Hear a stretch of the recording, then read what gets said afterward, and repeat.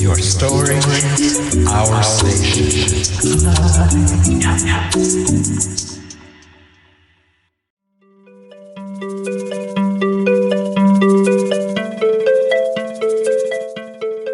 If you've ever felt trapped in that endless top 40 loop, you know the feeling. Same songs, same sounds, same safe choices. Like the world hit repeat and lost the button to try something new. Today, I want to introduce you to a crew that's built to do the exact opposite. Change the station entirely. Bullet End Flight is based right in the heart of the 505, Albuquerque, where the green chili runs hot and the creative energy somehow runs even hotter. And when I say Bullet End Flight, I'm not talking about one single project or one single vibe. Think of it more like a parent company to a whole family of artistic misfits. People who don't fit neatly into the usual boxes, and honestly, don't want to. At the center of everything is a mission that's pretty simple to say, but not always easy to pull off. Elevate the voices that usually get talked over. The artists who get labeled too niche, or too different, or that weird one, too Albuquerque. Whatever that's supposed to mean. If you've ever heard something like that about your work, this is your invitation to pull up a chair.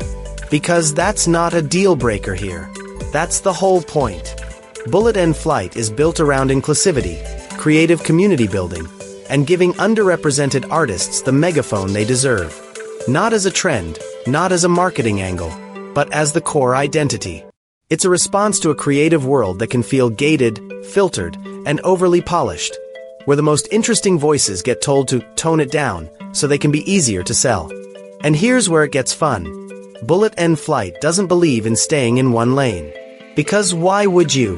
Why drive a sedan when you could take a spaceship? The whole approach is more like, what does human expression look like across every format?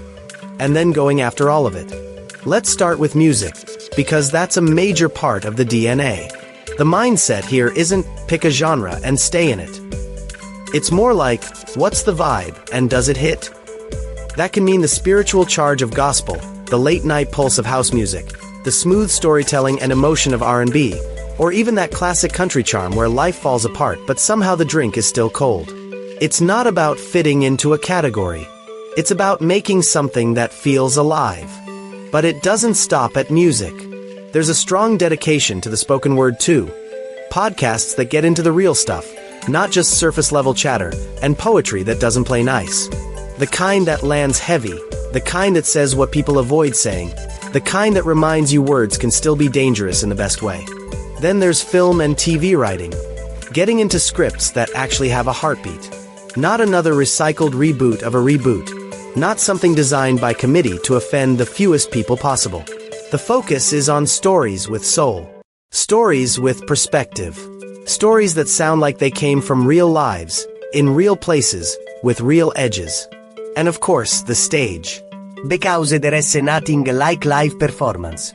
It's unpredictable, it's electric, and yeah, anything can happen.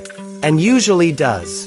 The stage is where art stops being an idea and becomes a moment, right in front of people who can feel it in real time. So why would an artist want to plug into something like this? Because being a starving artist has been romanticized for way too long, and it doesn't need to be the default. And being a lonely artist, trying to build everything by yourself, with no village, no network, no support, That's even worse.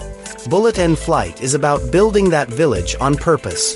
The goal is to take the talent that's been brewing in the Southwest, often overlooked, often underestimated, and project it outward. Not in a please notice us kind of way, but in a we're already here, and we're bringing the whole sound with us kind of way. Bullet and Flight positions itself as a launch pad, a safety net, and the hype you didn't realize you were missing. And let's be honest, a lot of people are tired of gatekeepers. Tired of needing permission. Tired of feeling like they have to sand down everything interesting about their work to be taken seriously. If that's you, this is a space that's built for finding your tribe.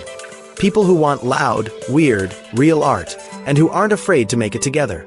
If you want to get in the mix, deombase is https://justdominic. And if you want the visuals, you can find the YouTube channel at @justdominic.music. Bullet and Flight Music, LLC is the company behind it all.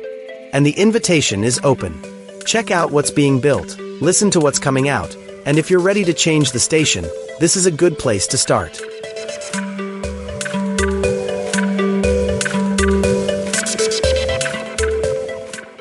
Well, the times they are a-changing fast.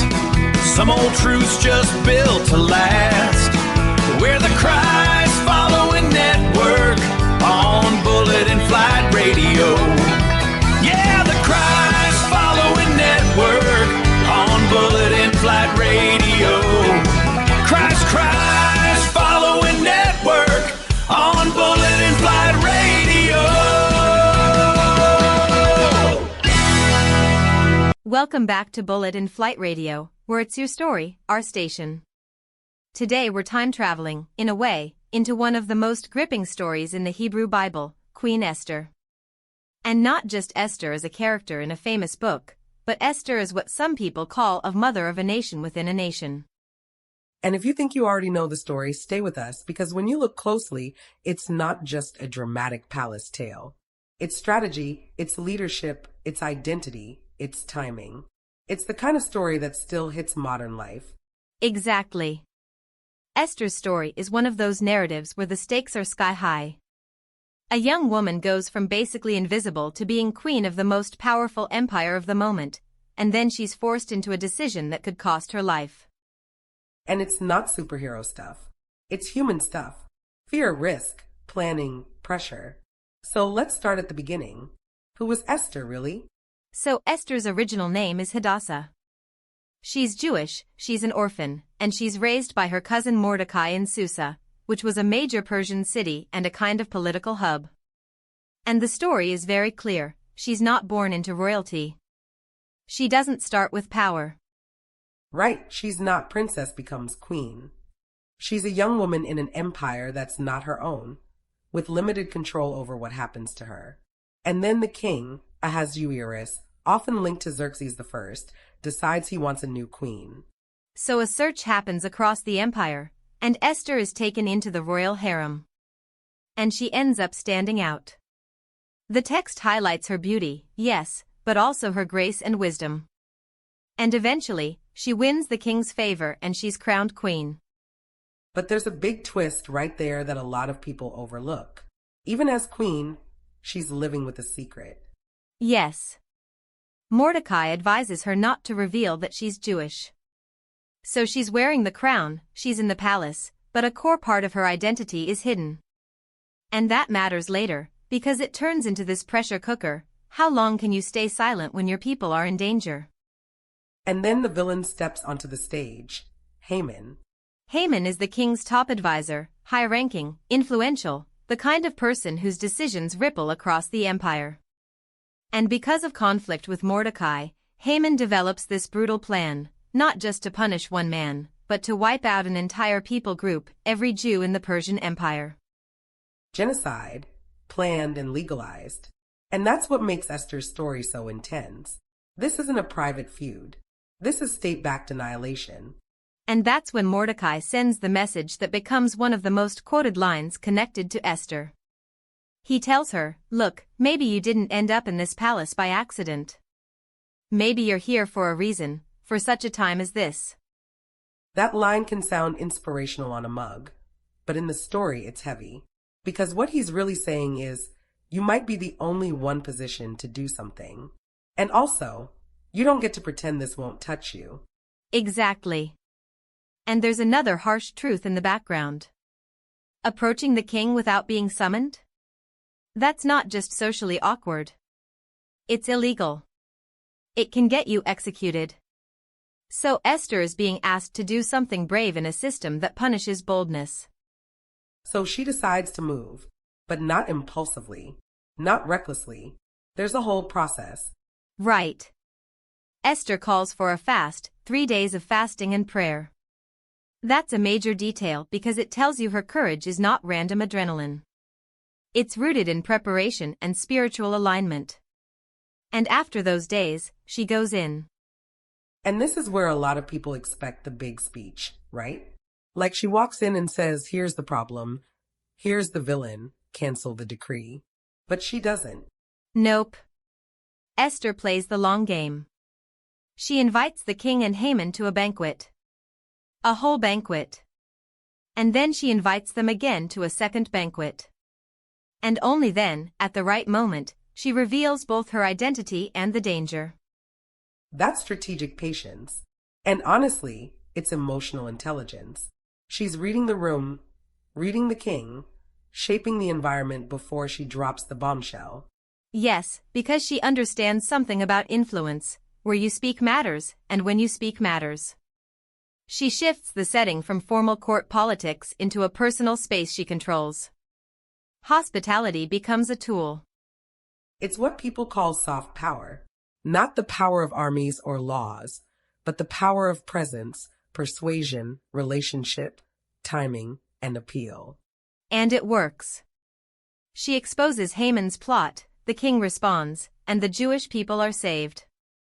Her courage becomes the hinge moment between a written death sentence and survival. So let's bring it into today.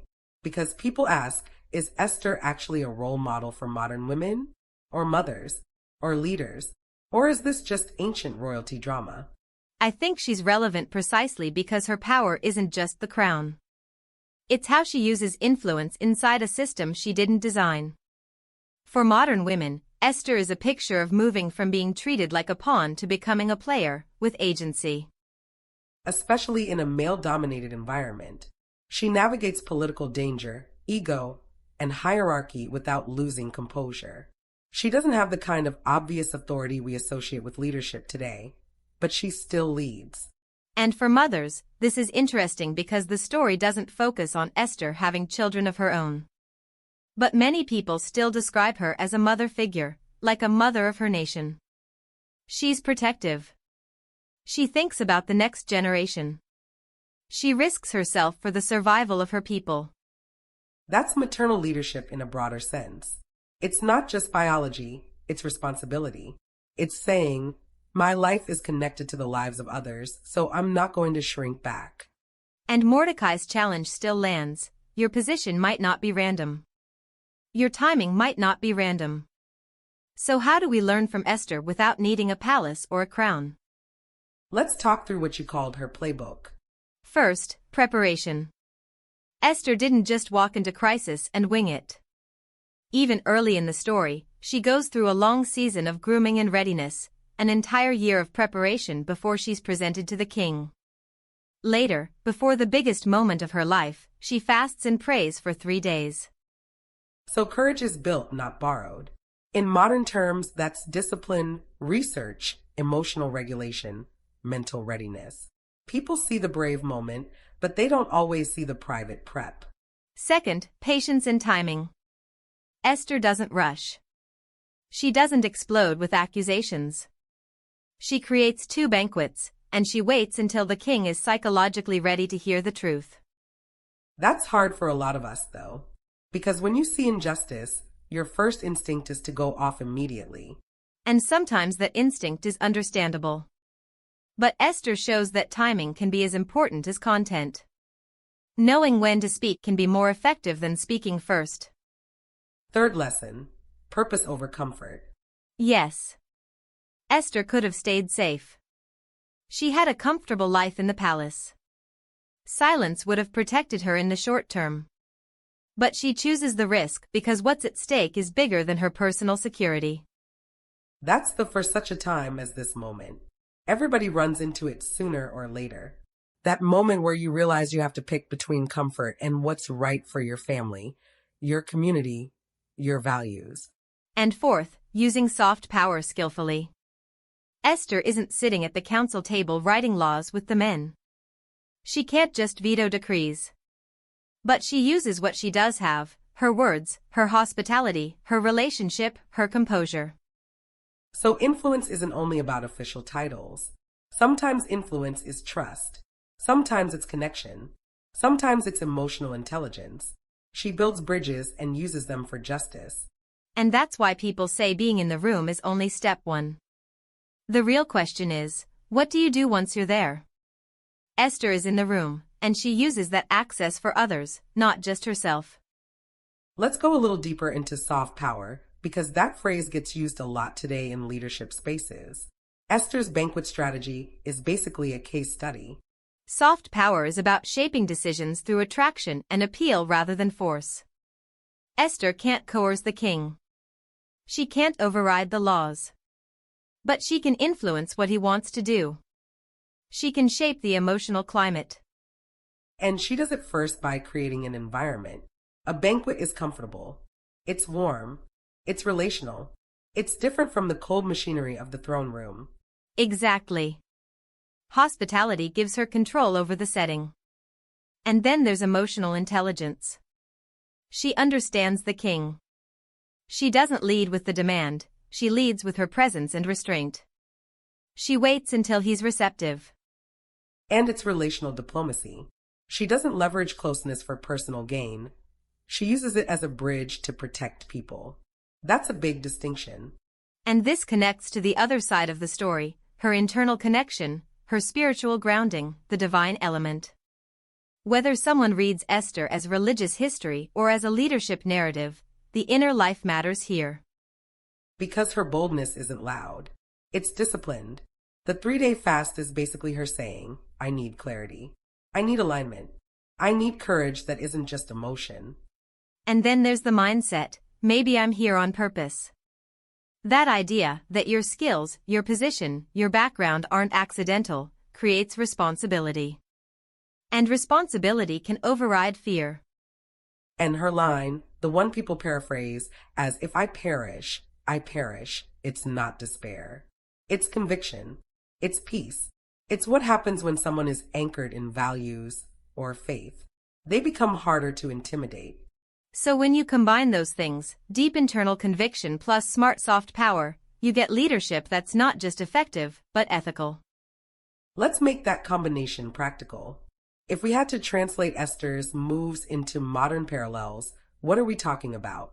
Preparation could look like research before a difficult meeting, or therapy and mental health work, or prayer and meditation, or simply practicing what you need to say. Timing could look like waiting for the right moment to pitch an idea or address conflict. Identity is huge, knowing when and how to bring your full self into spaces where you used to code switch or hide. And influence could look like mentorship, advocacy, coalition building, community organizing.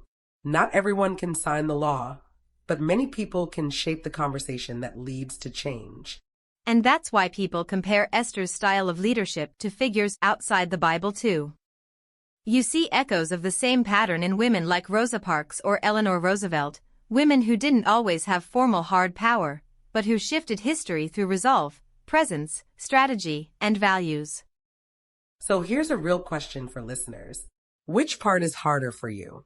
Keeping that internal connection when life gets hectic, or knowing what soft power tactic to use when you're in the moment? Because for a lot of us, the schedule is what kills the inner life. And for others, the inner life is strong, but the strategy piece is hard. Like, I know what's right, but how do I actually move this room? Esther gives us a picture of both. I want to pivot to something people don't always discuss: Esther's education. The Bible doesn't give a transcript of her schooling, but you can infer a lot based on where she lived and what she accomplished. Right. In the Achaemenid Persian Empire, education depended heavily on social class. Most people's learning was practical and passed down orally. But in noble circles and especially inside the royal household, women could have access to tutoring. And beyond reading and writing, there was court training, etiquette, protocol, diplomacy, presentation. The text even mentions a long period of preparation, 12 months of beauty treatments before a woman was presented to the king. That's not just cosmetics, that's an entire system of grooming someone for palace life. And then there's language. The Persian Empire stretched across an enormous, multilingual region. For Esther to function at court, she likely needed to be conversational in Old Persian, the empire's administrative Aramaic, and also her native Hebrew. Even if she wasn't a scholar in the modern sense, her intelligence shows up in how she moves. First, political diplomacy. She understands Persian law well enough to know the risk of approaching the king unsummoned. And she navigates that legal danger without getting crushed by it. That's not luck. That's a sophisticated grasp of the system. Second, documentation. Toward the end of the story, Esther and Mordecai are connected to official decrees, letters, legal confirmation, things that require serious administrative skill. Which suggests either direct literacy, or at minimum, the ability to dictate complex legal language and manage the machinery of government communication. That's a form of education. Third, mentorship and social intelligence. Mordecai spends time at the king's gate, where judicial and administrative business happens. So Esther grows up around government talk. That's like learning politics by proximity. She's street smart in an imperial way. So if we had to summarize Esther's degree, it's not math and philosophy on paper. It's languages, law and policy awareness, strategic planning, leadership under pressure, and the ability to command collective action, like calling for a national fast. And when you put that in the context of the 5th century BCE, she would have been exceptionally well prepared compared to the average woman of her era. Now, one more topic people are always curious about. What did Esther look like? And we have to start by saying we don't have contemporary portraits, statues, or photographs, obviously. Right, no direct physical artifact that says, this is Esther. So what we have is reconstruction, based on her Judean heritage, the biblical descriptions, and what we know about people in the Levant and the Persian Empire during that time. The Book of Esther uses language that basically highlights that she was striking. It describes her as having a beautiful figure and a beautiful face, someone whose appearance stood out, especially among young women gathered from across an empire of 127 provinces. And ethnically, as a Jewish woman from the tribe of Benjamin living in Susa, she likely had features common to Semitic and Near Eastern populations. Scientists and historians have confirmed Queen Esther had a brown complexion, dark eyes, and dark hair, afro-like wavy or very curly. And based on what we know from remains of the Achaemenid period, women were often shorter than modern averages, maybe around 5 feet to 5'3". But here's another layer. Even if her ethnicity was Judean, her presentation would have been shaped by Persian royal fashion after living in the harem and going through that long period of preparation. So cosmetics like kohl to line the eyes, henna for nails and hands, elaborate gold jewelry, earrings, necklaces, armlets, often set with stones like lapis lazuli, turquoise, or carnelian. And clothing would likely be long, flowing robes made from fine fabric, dyed rich colors like purple or blue, cinched with ornate belts. So the image is not the Hollywood fair-skinned Esther you often see in Western paintings. Artists like Botticelli or Rembrandt painted her through their own cultural lens. Historically, she likely looked much more like modern women from Sudan, Iran, Iraq, or Israel, Judean heritage with Persian court polish. And that matters, because representation shapes how people relate to these stories. Esther wasn't a distant ancestor of Queen Elizabeth or some European fairy tale princess. She was a beautiful brown-skinned woman of the Near East, navigating empire, identity, and survival. So when we zoom out, Esther's story becomes this masterclass. There's the internal side, conviction, spiritual grounding, purpose. And there's the external side, strategy, emotional intelligence, soft power, timing. And the message isn't, go become a queen. The message is, you may already be positioned somewhere that matters. In your workplace, your family, your community. And being present in that room is only the beginning. The real question is what kind of courage you practice once you're there. And when you're for such a time as this moment shows up, and it will you be prepared? Will you be patient enough to choose the right timing? Will you value purpose more than comfort? Will you use influence ethically, not just effectively? That's the challenge and the invitation. Esther shows us that quiet resolve can move empires, that disciplined hearts can create brave actions, and that even soft power, in the right hands, can protect lives.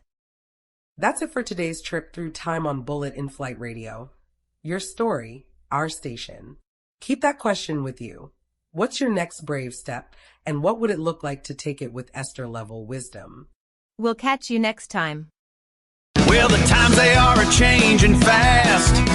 Some old truths just built to last. We're the Christ following network on Bullet in Flight Radio. Yeah, the Christ following network on Bullet in Flight Radio. Christ following network on Bullet in Flight Radio.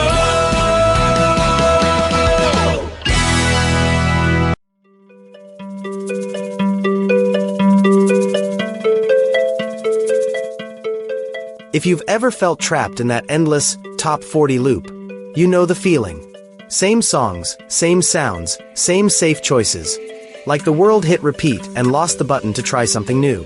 Today, I want to introduce you to a crew that's built to do the exact opposite. Change the station entirely. Bullet in Flight is based right in the heart of the 505, Albuquerque, where the green chili runs hot and the creative energy somehow runs even hotter. And when I say Bullet in Flight, I'm not talking about one single project or one single vibe. Think of it more like a parent company to a whole family of artistic misfits. People who don't fit neatly into the usual boxes, and honestly, don't want to. At the center of everything is a mission that's pretty simple to say, but not always easy to pull off. Elevate the voices that usually get talked over. The artists who get labeled too niche, or too different, or that weird one, too Albuquerque. Whatever that's supposed to mean. If you've ever heard something like that about your work, this is your invitation to pull up a chair. Because that's not a deal breaker here. That's the whole point. Bullet in Flight is built around inclusivity, creative community building, and giving underrepresented artists the megaphone they deserve. Not as a trend, not as a marketing angle, but as the core identity. It's a response to a creative world that can feel gated, filtered, and overly polished, where the most interesting voices get told to tone it down so they can be easier to sell. And here's where it gets fun. Bullet in Flight doesn't believe in staying in one lane. Because why would you? Why drive a sedan when you could take a spaceship? The whole approach is more like, what does human expression look like across every format? And then going after all of it. Let's start with music, because that's a major part of the DNA. The mindset here isn't pick a genre and stay in it. It's more like, what's the vibe and does it hit? That can mean the spiritual charge of gospel, the late-night pulse of house music, the smooth storytelling and emotion of R&B, or even that classic country charm where life falls apart but somehow the drink is still cold. It's not about fitting into a category. It's about making something that feels alive. But it doesn't stop at music. There's a strong dedication to the spoken word too. Podcasts that get into the real stuff, not just surface-level chatter, and poetry that doesn't play nice. The kind that lands heavy, the kind that says what people avoid saying, the kind that reminds you words can still be dangerous in the best way. Then there's film and TV writing. Getting into scripts that actually have a heartbeat. Not another recycled reboot of a reboot. Not something designed by committee to offend the fewest people possible. The focus is on stories with soul. Stories with perspective. Stories that sound like they came from real lives, in real places, with real edges. And of course, the stage. Because there is nothing like live performance. It's unpredictable, it's electric, and yeah, anything can happen. And usually does. The stage is where art stops being an idea and becomes a moment, right in front of people who can feel it in real time. So why would an artist want to plug into something like this? Because being a starving artist has been romanticized for way too long, and it doesn't need to be the default. And being a lonely artist, trying to build everything by yourself, with no village, no network, no support, that's even worse. Bullet and Flight is about building that village on purpose. The goal is to take the talent that's been brewing in the Southwest, often overlooked, often underestimated, and project it outward. Not in a please notice us kind of way, but in a we're already here, and we're bringing the whole sound with us kind of way. Bullet and Flight positions itself as a launch pad, a safety net, and the hype you didn't realize you were missing. And let's be honest, a lot of people are tired of gatekeepers. Tired of needing permission. Tired of feeling like they have to sand down everything interesting about their work to be taken seriously. If that's you, this is a space that's built for finding your tribe. People who want loud, weird, real art, and who aren't afraid to make it together. If you want to get in the mix, Deombase is https://just-dominic. And if you want the visuals, you can find the YouTube channel at Just Dominic Music. Bullet and Flight Music, LLC is the company behind it all. And the invitation is open. Check out what's being built, listen to what's coming out, and if you're ready to change the station, this is a good place to start.